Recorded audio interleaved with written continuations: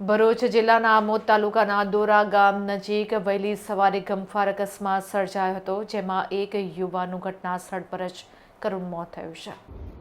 દોરા સ્ટેટ હાઉસના service road પરથી ઉતરતા ખતરનાક વળાંક પાસે મૃતક પોતાની ઇનોવા કાર રોડની સાઈડમાં ઊભી રાખીને નીચે ઉતર્યો હતો. તે દરમિયાન વડોદરાથી ભરૂચ તરફ પૂર ઝડપે અને ઘોર બેદરકારીથી આવી રહેલી સ્કોડા કારના ચાલકે જોરદાર અડફેટે લીધા હતા. આ અકસ્માત એટલો ભયાનક હતો કે યુવકને શરીરના વિવિધ ભાગોમાં ગંભીર ઈજા થતા ઘટના સ્થળ પર જ મોત થયું હતું. મૃતકની ઓળખ આકાશ મડકે તરીકે થઈ છે. અકસ્માત સર્જનાર સ્કોડા કારનો ચાલક પોપટભાઈ જસાણી પટેલ હોવાનું જાણવા મળ્યું છે.